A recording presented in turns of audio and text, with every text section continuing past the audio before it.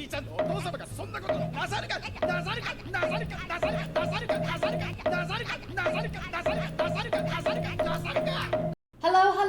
everyone, and welcome back to Anime-chan, where today I'm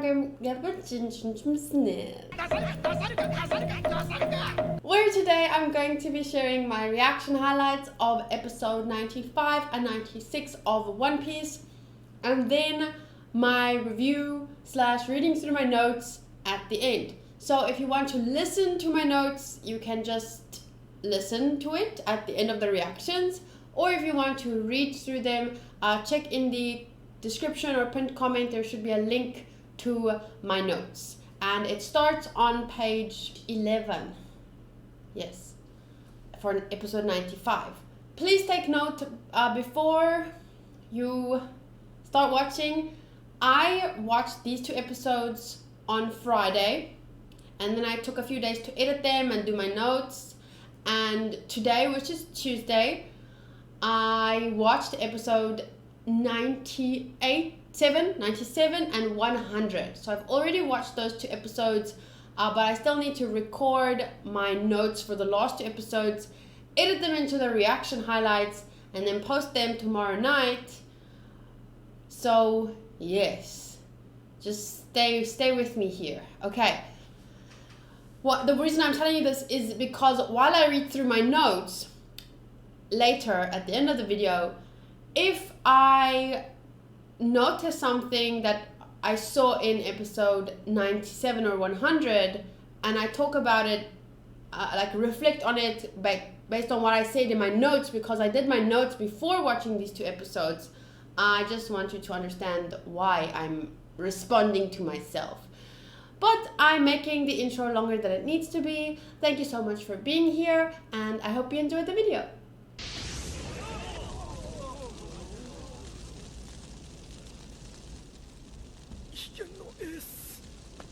Wait, what? Fire Fist Ace. Hey, Panaman! Panaman.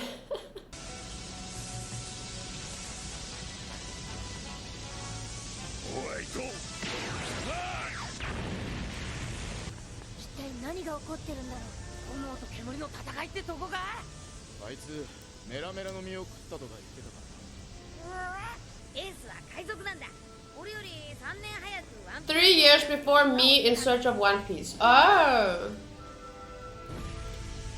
So if we met Luffy at 17, and he left his island at 17, so his brother left the island when Luffy was 14. He also, I'm assuming Luffy left at 17 because his brother left at 17. I feel like it's gone too far to handle it with. That's the problem. Like, once you've reached the point of war, it's almost like it's too late to talk. That's why it's so important to have good world leaders that can handle situations before they reach that point. You know, things need to be dealt with before they get so bad that a war begins. This was a very good episode. I really love these characters so much. Episode 95, Ace and Luffy, Warm Memories and Brotherly Bonds. So I finally saw Panda Man. Here he is. He was there in the background. I saw him while editing. I don't think, or did I see him? I think I actually noticed him during the episode. I don't remember now. But apparently he shows up again in this episode, and I didn't see him that time, not even while editing. Anyway, this is a screenshot of Luffy where he says he left our island 3 years before me in search of One Piece. And I remember saying in the video that I'm assuming Luffy left at the same time as Ace. Like on the same age they left their island. Kind of like this, you're at 17, you're grown up, and then you can leave the sea. I don't know how it works, but that's my assumption. So I remember saying that if Luffy was 17 when he left, I think he's 17. I might be remembering wrong now and I don't want to Google it. But yeah, so if he was 17, then Ace was probably 17. And if he lived 3 years ago, then he should be 3 years older than Luffy. So 17, 18, 19, 20. So my guess is that Ace is 20. I wouldn't consider it spoiler if you told me, well, actually, he's 21. So if you want to go ahead and comment his age or confirm my suspicion here, please do so in the comments. And I said, I wonder how close Luffy and Ace's relationship is and whether this is really true. Oh, this. He left our island 3 years before me in search of One Piece. Searching for One Piece, from what I know up to now, don't tell me if I'm wrong, but I assumed if you're looking for One Piece, it means you want to become the Pirate King. In a way, I think, because if you get it, you'll be the Pirate King, as far as I understand. But Ace later said that he wants to make Whitebeard the Pirate King.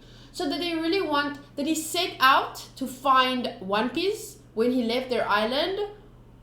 Or did he just set out on an adventure and he found Whitebeard and Whitebeard now wants to become the Pirate King and just like Zoro is supporting Luffy in his endeavor to become the Pirate King, maybe Ace is supporting Whitebeard. So, did he really want to find One Piece when he left their island? What was his true goal, if it isn't what Luffy is saying? But since he talked about making Whitebeard the Pirate King, I have a feeling that wasn't his true goal. I'm not sure if he has the exact same goal as like, I don't know if he felt like Luffy felt or if Luffy just assumed that's what he felt. Okay. In the last episode, well, one of the last episodes, I thought that Ace insinuated he was stronger than Smoker. But in this episode, and based on what a lot of people were saying, it's more like their power cancels each other out. I still think, however, that Ace meant he would beat Smoker since he has quite a destructive power compared to Smoker.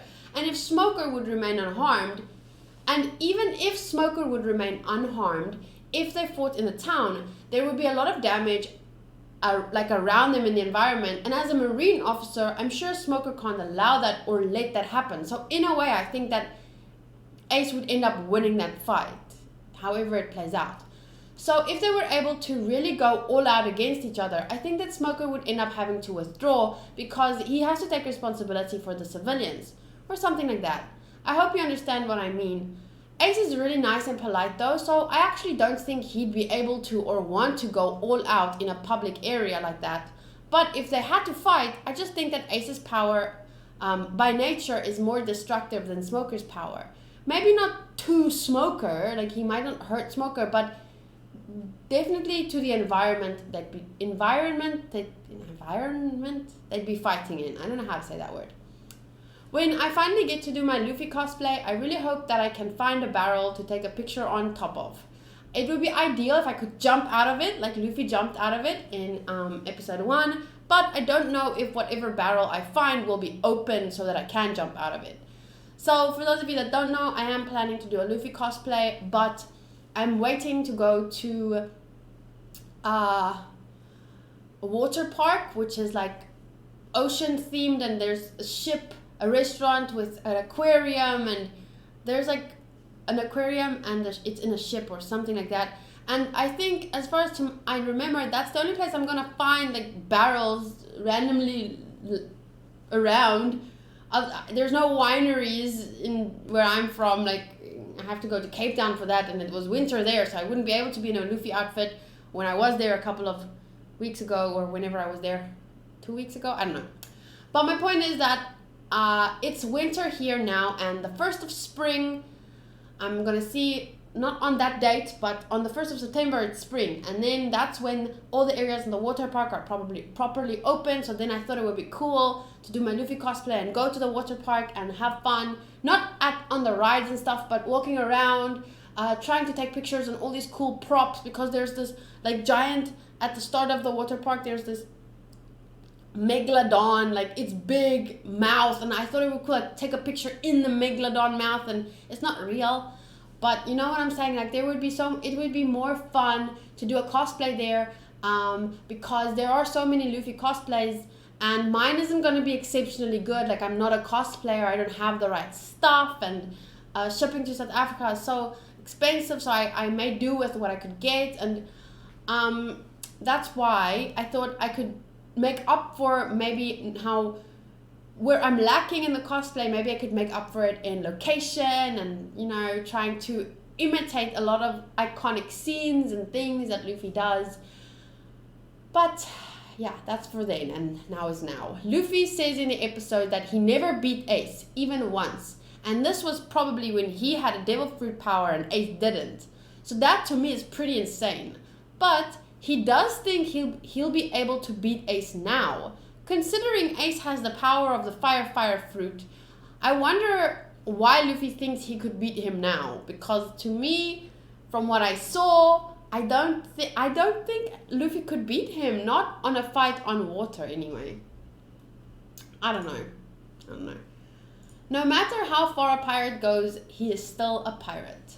I feel like this is quite an important line to take note of, especially considering Smoker's actions and actions he will take in the future.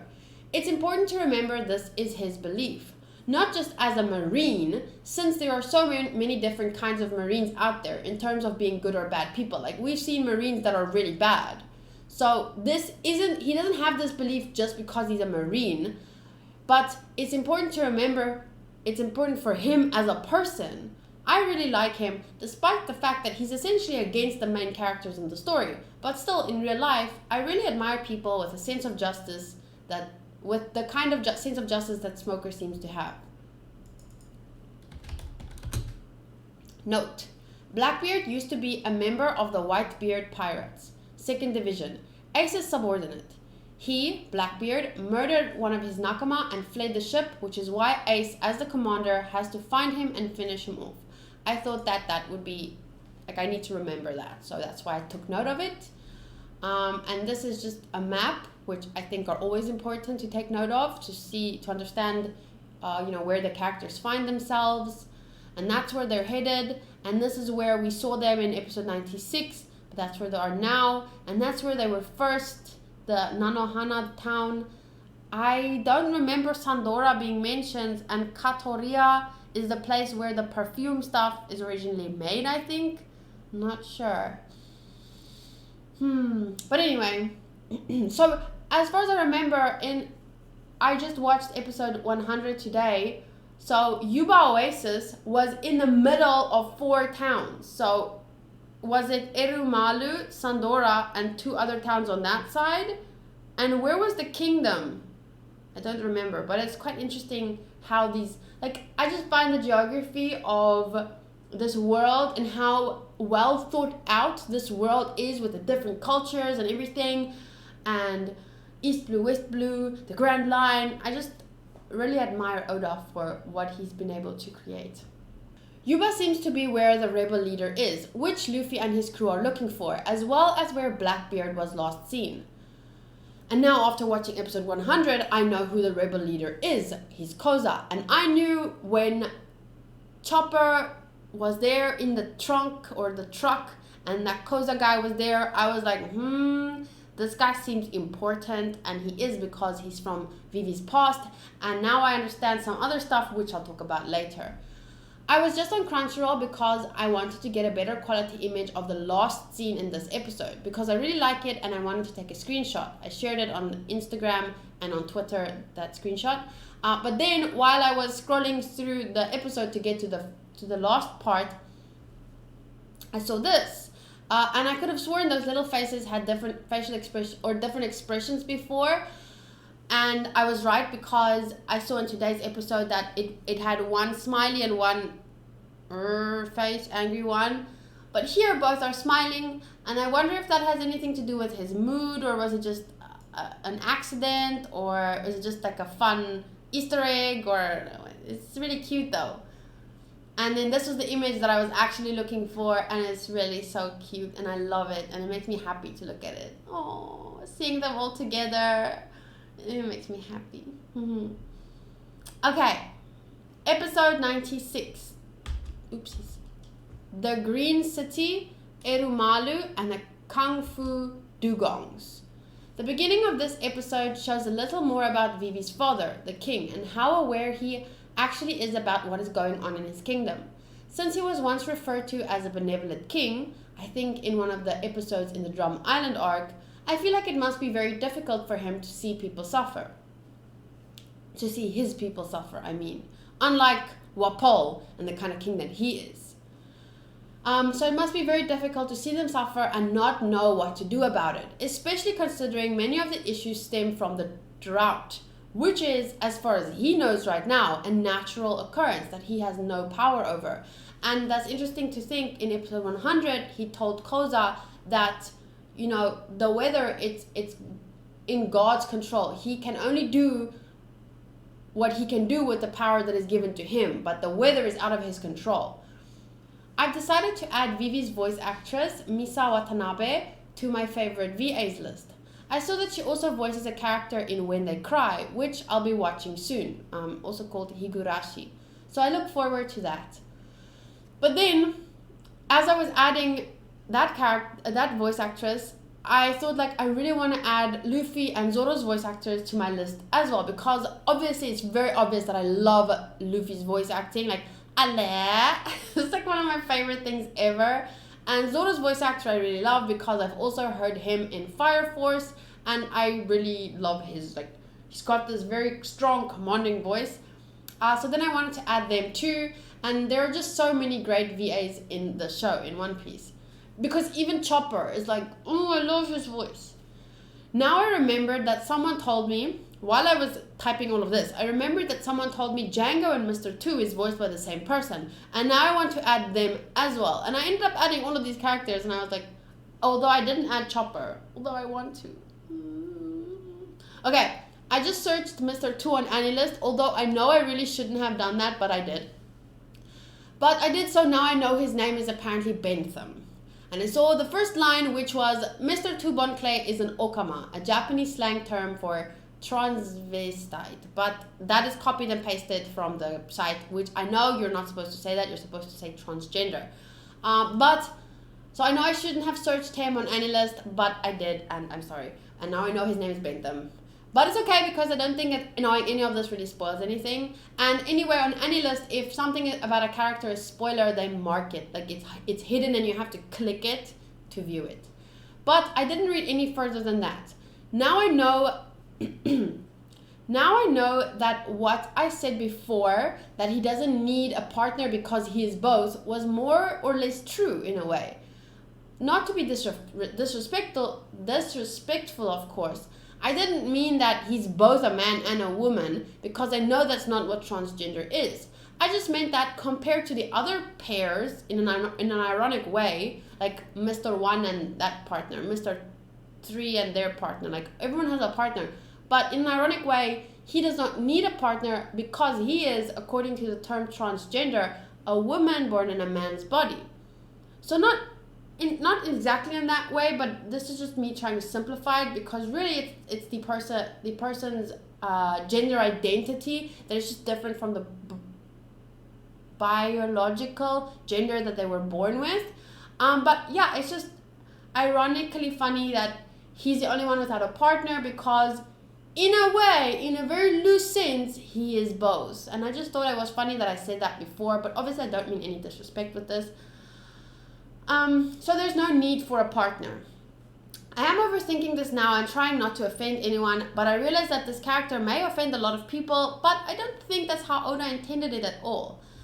But it's quite complex. I'd rather not delve into it myself, because I'm not transgender, so I don't know what is offensive or not. Like, I can't say what is offensive or not. I just really love his character and his voice actor. I mean, look how damn cool this guy looks. Like, he looks really cool. And yeah, what I meant with this is a quite complex topic, is that there has been many cases in which anime characters have been called racist or transphobic or this or that. And I feel like,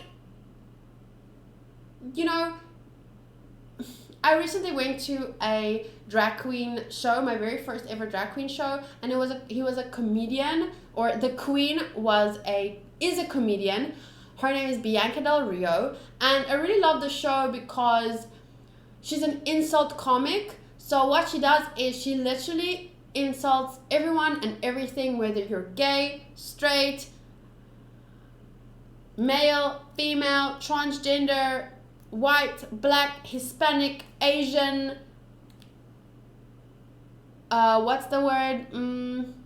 Mentally, I don't know what the word is. I only know one word for it, but it's an insulting word. The R word, when you're mentally, but she said the word, but I'm not allowed to say the word because maybe my video gets taken down. Or if you're disabled, like, it doesn't matter because, and she keeps making this funny joke and she's like, I can say it because my best friend is gay. I can say it because my best friend is straight. I can say it because my best friend is black. I can say it because my best friend is Asian. I can say it because my best friend is disabled. And that's a running joke because obviously your best friend can't be all these things, but it's just to, because she makes these offensive jokes, but it's just to lighten the edge because you're allowed to say it because I can't be racist, I have a best friend that's black, you know, something like that. And it's just really funny, and it was awesome to attend a show like this where everyone just gets insulted because people are so hypersensitive in a time where, like, you know how what you call them, extremist feminists. And it's funny because these are women in the Western world fighting for their rights, and really there's no really inequality anymore. You know, if you want to fight for women's rights, go to places where women aren't allowed to show their ankles. Like, you want to talk about inequality, go there. But now people these days, they take everything so seriously and take it so far, and you're not allowed to say this, you're not allowed to do that. And I feel like the world kind of needs characters like these to not make everything such a big deal, because it doesn't just make it easier for, like, it makes it easier to handle things like this in a comedic way. It brings it under our attention and makes us aware of different things, and it opens the conversation in a way that it wouldn't have been open before. And I'm not just talking about Mr. 2, but so many other characters and things in the world that people like, oh, you can't make that joke because this, or you can't do that because this. And I just feel like it makes it so much more difficult than it needs to be. And like, what I love about this character is that there are so many crazy, stupid, idiotic characters, and this one is just also crazy, stupid, and idiotic. So it's not offending the transgender community because every other character in the show is pretty much crazy and stupid. It's like, it's just I feel like it's just amazing that there is even this character in the show. Like, it's addressed. It's you know, I don't know how to explain it. I just find it awesome, and I think the show is awesome, and I feel like there should be more characters of all different types in different shows, and some of them should be made fun of, and some of them should be cool, and some of them should be that, and some of them should be this. But just these days, I feel like people are a little bit too sensitive. But I'm happy that I haven't seen anyone complain about this, but then again, I didn't look for it. I'm not combing through the comment sections, looking for people complaining about, you know, whatever character. And also, I don't know how it was received back then. And also, probably if this character came out now, it would be a whole fucking thing. But because this character came out then, and in Japan, like, it's not really the same thing. Like, it will be received so differently now, and I'm so thankful that he exists because I love him, and he's a fucking awesome character. Mr. 2 is so funny, and I want to see more of him. And his voice actor, look at this guy. He looks so cool. Look at that shirt. Yellow and red and green, and his glasses are blue and red, and his gray hair is a little long, and he looks so cool. He's tan. I mean, this guy, he looks like, if you want to call someone a legend, this man looks like you would call him a legend. Okay, I'll stop now. I'll go on with my notes. What was the point of my conversation? Not much. I just wanted to talk and tell those things and explain myself. And not that I'm saying, like, there aren't times when jokes can be taken too far, or, you know, there's time and a place for everything. But I think the whole today's culture is very sensitive. And not that I want to talk, I can be sensitive, but I can look back on times when I've been sensitive and be like, yeah, I was too sensitive there.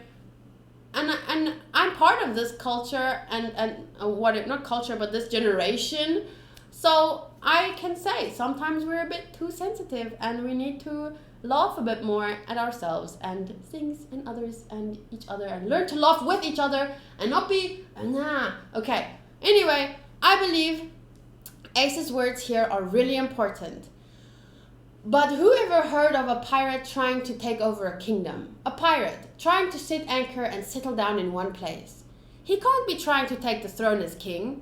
There could be more to this kingdom takeover than meets the eye. So to me, I find that very intriguing, and I really like Ace and the way he thinks. Because I thought the same thing. I was like, what's going on? This is constantly, like, why? Why would you, what do you do when you take over a country and you're a pirate and you're now the king? What are you going to do? Like, what's the point? That's not the point of a pirate. Like, where are you? What? How is this now your powerful base? Where? And I'm just saying, I like how Ace thinks. And I think I had too much sugar because I'm a little bit excitable. The city in Alabasta that they walk through, which has been completely abandoned at this point, is called Erumalu, once known as the Green City. Then I saw this guy I saw him in the episode while watching. I'm 99% sure this is the same guy we saw in episode 95 from the Billions. Therefore, it's pretty much a given that this was set up to frame the king. And to be honest, I'm 100% sure that this was all a setup and that's the same guy. But I never say 100% because there's always a chance you could be wrong. But I mean, it's pretty obvious that this is all a setup and this is guys from Crocodile, and they were all doing this to set up and frame the king. In this episode, we found out the defect of the rain calling powder, which is that it basically steals rain that would have otherwise fallen in another country, if things were left to develop naturally, of course. It's important to note that the powder does not create rain out of nothing. It just forces it to rain sooner than it would have.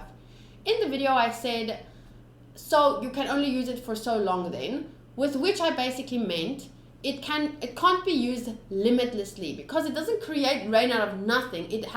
There has to be moisture in the air for it to force it together to form a cloud to rain. So I guess that's why it created a war, because even people that use it, they can argue that, well, that was still our moisture and we just made it rain sooner.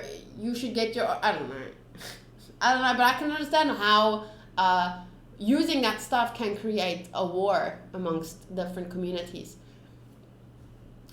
What was I saying?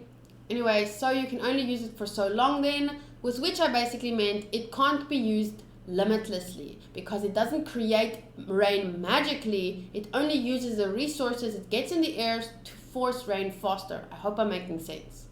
It is a powder that both brings happiness and calls the devil. That was a quote from Usopp. Destroying the lives of the people who have struggled against nature to live in this desert. This scene was really difficult to watch and to let it sink in as to the reality. Wait, let me just try and read this again because I don't know. This scene was really difficult to watch and to let it sink in as to the reality and severity of the whole situation and what Crocodile has actually caused. I think that sentence is not structured correctly, but I hope that you understand what I mean. But basically what I was saying is, seeing this, I really realized, like, in the same way, when I was watching the Drum Island arc, and what Paul did hit me harder because it made me think of a similar situation in my own that happened in South Africa. So it hit me harder. When I watched this scene, it finally really hit me, like, even though I can't relate, like, or it didn't remind me of anything that, you know, I could see happening in the world, like I saw with the Drum Island arc and what happened there. When I saw this, it really, like, I was like, this is serious. This should, what he did really cost people their lives, you know? So I just realized how severe the situation is. And then Vivi said, he acts as though he is the hero of the people as one of the Shichibukai, and no one realizes that this man is deceiving the kingdom. And with those words and this scene, I just, once again, the best way for me to say it is, it really sunk in how real this is and how dangerous this kind of situation is, you know? And it made me feel it more. This whole scene, seeing this and the next scene, it just warms my heart so much that these characters exist, and I wish they weren't just fictional. This is another scene that really warmed my heart. It's just Ace's expression here. I love that they dug a grave for the man, and I love his expression. He seems so caring and sincere. They all show their goodness as people in different ways, and yeah, it just makes me understand why this story is so amazingly popular. Not only because of the story and how good the story is written, but especially because of these fucking characters. I love that Vivi's plan A is to persuade the rebel leader by telling him the truth of Baroque works and Crocodile so that they will put an end to the rebellion. I also love that Zoro just said, he didn't ask like, persuade? You want to persuade a rebel leader? You want to talk to him? He didn't, like, they're in the middle and on the verge of, I'm not sure how to say that, of a civil war, and you want to talk to him? And he didn't, like, because that's the first reaction you have, like, is that going to be enough? Especially in this world where, you know, every problem they've had has been solved with Luffy punching the bad guy. Luffy and Sanji and Zoro, I'm thinking of episode 100, I think it was 100 or 97 when they whacked that lizard. Like, every problem they have is the solution at the end. There's always a big fight, you know. Arlong Park, they fought. It's like this build up, and then she's like, I'm gonna persuade him. And he doesn't react the way I do, like, oh, is that gonna be enough? Are you sure? Like, he just said, wakata. Like, I understand. Okay. Sorry. So, I just found that, like, his reaction to it he understood. And wait, I wrote this before watching 97 and 100. Although on some level, I don't believe that at this point, talking is going to be able to solve things. This kind of made me feel like, oh wait, before I read that. So anyway, I wasn't sure that talking would solve anything, as much as I admired Vivi for wanting to try. But now that I've watched the next two episodes, I realize that she's not going to talk to just some war leader, some rebel leader. It's actually her friend. And she, as a princess, spent time with the people, and she got to know them and build relationships with them. Strong bonds. And she's going not to talk to them as Vivi the princess. She's going to talk to him as, you know, Vivi the princess that he grew up with, that he beat up multiple times. You know, they respected each other. And that makes a big difference. And knowing that now, and knowing how she was raised and who she was and the relationship that they had, it gives me hope that maybe part of this situation can be solved with talking, maybe. This whole scene, it kind of made me feel like the walk to Arlong Park, that scene. But I have to say, this is making more of an impact on me, probably because I've been with these characters for longer by now, and I'm more attached to all of them. So I remember during the Arlong Park walk, that scene, it was awesome. It was a great scene. But when I saw the comments, I felt like people revered that scene and put it more on a pedestal than me. Like, I was like, yeah, it's fucking awesome. It was awesome. But I felt like it didn't make the impact on me that it did on them. But now it occurs to me that these people have watched that scene a couple of times by now. Most of them are caught up with this anime. They are they are intensely invested in these characters. At that time, I was invested in the story, but not necessarily that invested in the characters yet. By now, I'm much more invested in the characters. So if I would rewatch that scene now, it would probably impact me differently. But at this point, this whole scene impacted me, like all of this. It impacted me in a big way, and I want to see more. I want to see them succeed and save this country, and I want to see how it happens, and I wish that I could be part of it. Oh, but I can't, because I'm just a 3D girl wishing she could be in a 2D world. But I'm not. Okay. That's it from my side. Like today's Tuesday, it is now 1:45 in the morning. I'm going to edit this video now, this review, into my other video, the highlights for these episodes. Then I'm going to export it, and I'll upload it while I sleep, because it takes a couple of hours. When I get up, then I'll do the thumbnail and tags and everything, and then I'll post it. And when it's posted, I'll start editing episode 97 and 100, and I skipped 98 and 99 because they were filler episodes, but I will watch them before Friday, which is when I watch episode 101 and 102. Okay, so that's it from my side. I hope you had fun watching these 2 episodes with me, and I hope you had fun listening to my notes. I'll see you guys in the next video. Bye!